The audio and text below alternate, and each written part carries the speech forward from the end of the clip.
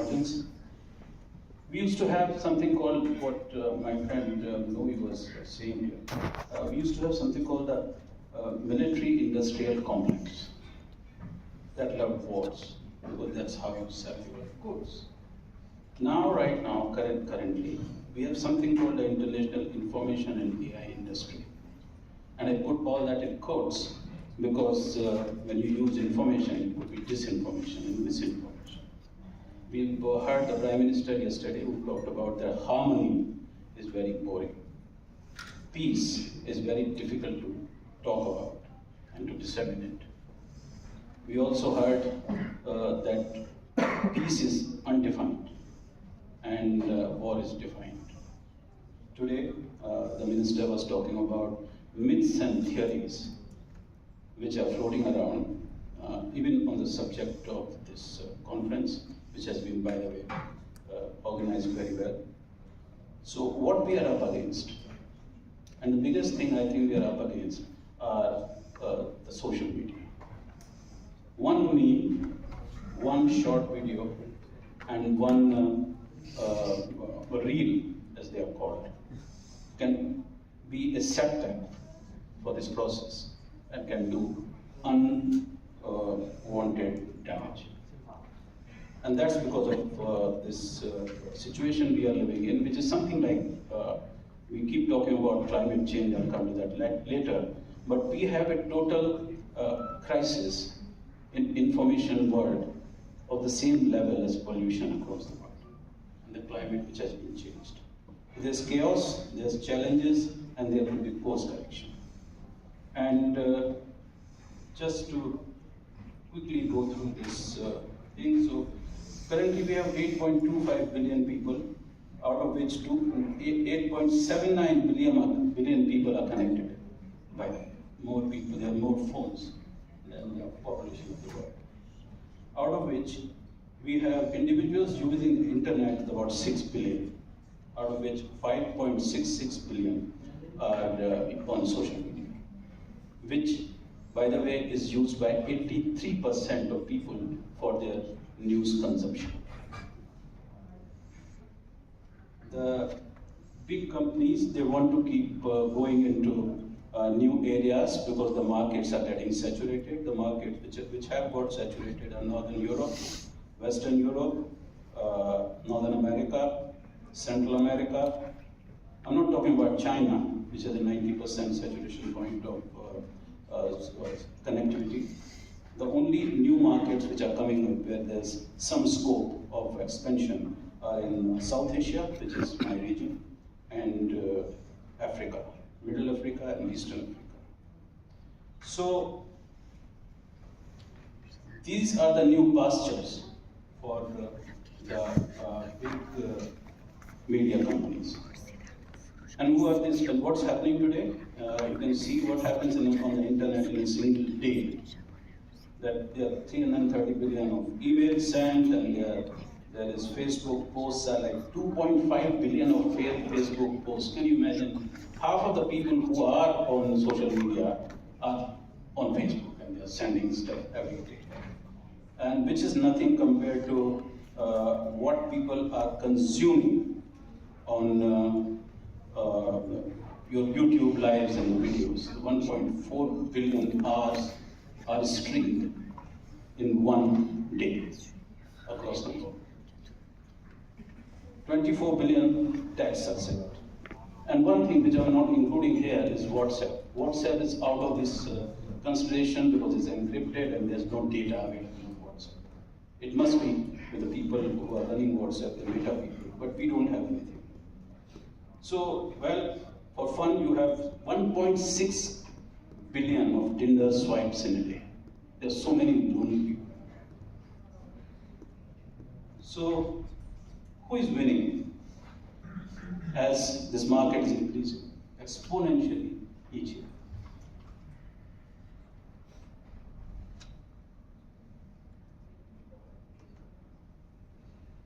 There are only 7 companies which are winning. Today, Standard & Poor has 500 companies listed in the United States. 7 companies have 35% of that market cap. 7 companies out of all these companies. And how are they winning? Their market valuation after COVID has gone up by 233%. They are the largest influencer of societies and politics, and they are all under California laws. Their total market capitalization is $20 trillion. They are the second largest economy in the world. Their CEOs and their founders, they behave like state heads. I know at least in India, when Mr. Zuckerberg, Mr. Gates, and they come calling Satya Nadella, who's an Indian by the way, the Prime Minister picks up the phone, and then they go and tweet about it. They talk to the Indian Prime Minister. So, this is how big this economy is. As I said, their share in the US economy is growing every day. You can see that going up after the COVID dip. And especially after AI was adopted 2 or 3 years ago.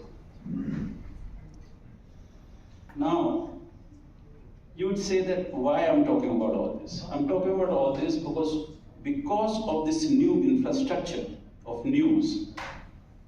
People are watching news from what he was talking about, not from mainstream media, but on their platforms. When Israel attacked Gaza, people were getting their news about this attack from a TikToker whose name is News Daddy. His real name is Dylan Page. He had 500,000 views live for his TikTok when the BBC and the New York Times had a few thousand people watching live at that time. And that is because of the algorithms. If there is traction, the algorithm changes the traction and more people keep coming to you, and that's how it's done. That a 25-year-old man sitting in a garage in England somewhere is broadcasting to the world the most serious, sincere, and dangerous war which we've seen in the last 2 years. So, after the adoption of AI and all these algorithms, democracy is in peril everywhere. You can start a war tomorrow. We just had a war with Pakistan, and there was one war which was being fought in the air across the border, and there was second war which was being fought on social media in both the countries. And if you don't believe me that this is really, really dangerous for democracy, please listen to Elon Musk. Don't believe me? This is what he did. He bought Twitter for $44 billion before the election. And he claimed that if he had not done that, Trump wouldn't have won this time round. He's on record saying that. But well, he fell out with his boss. But soon after that, this is what he was doing. Fight back or die. Musk tells UK rally to topple the government. No head of state can say these kind of things, but these people, they behave like head of states. They behave like sovereign, multi-continental communication czars. Same here in Nepal. Across the South Asia, we have seen governments changing in Nepal, in Bangladesh, in Sri Lanka, and in Maldives, just recently. And they were all led by social media groups. And we've had a problem with all our, even if India, even if it tries to be friends with its neighbors, you cannot talk about peace. This is the core subject of this conference. Because the minute I say I love Pakistan, there will be like 3 million people after my life. You can't even say anything positive about Pakistan anymore. So that's one thing you have to keep in mind when you are talking about this peace process with your neighbors. It's very important. The Parliament, Indian Parliament is now trying to develop some sort of an AI law. So they had earlier a social media law which didn't work, and this AI law will not work because all these companies are working under the California law, and India's writ doesn't reach there. So either we become like China, we ban everyone and have our own system, but we can't do that because Indian government today has 1,700 apps. From your birth registration to your death certificate and everything in between, your college scholarship, your driving license, your passport license, your entry into the airport, everything is on these apps. And there are only 2 companies in the world which make these apps, one on Android and one on iOS. So we've become like, I feel like sometimes that we are becoming hostage to some company over which Indian laws have no control. So now this is too dystopian. Okay? Because everyone actually is on TikTok and on Facebook and X, Twitter and all that, and sometimes you have fun. Sometimes you get very good information, which is very useful. Most of the information that you've just seen is actually from the social media. I'm not taking credit for all these things. So what can we do? As civil societies, we can do 3 C's. Number 1, call out misinformation or disinformation. Collaborate with others, like-minded people who like good information online. And the 3rd C is create factual information. Those are the 3 C's as think tanks, as NGOs, as people we can do. And what can the governments do or the regulators do? 3 things. Transparency of the product. How many of you smoke? This is a very woke crowd, I must say. Not one hand went up. So all across the globe, it's written on every packet of cigarettes that it's injurious to your health. So why these great companies who are running this absolutely fabulous video making AI-driven machines, they can't tell me that which content is AI and which content is not AI. You have to just make it part of the video, end of the story, or the picture, or the graphic. It's very easy. They have the best brains in the world. Most of them are Indians, by the way. So, simple thing, you watermark that, like on the cigarette packets. Transparency, we have to ask for transparency as government and regulators. Number 2, you can tag. Second T is you can tag the origin of the online information. Which country it's coming from, which area it's coming from. So people who are watching this disinformation, they know that this is coming from not a certified source. So that's the second thing they can do, very easy to do, is a technological thing. And the third is a bit difficult, and I come back to climate now.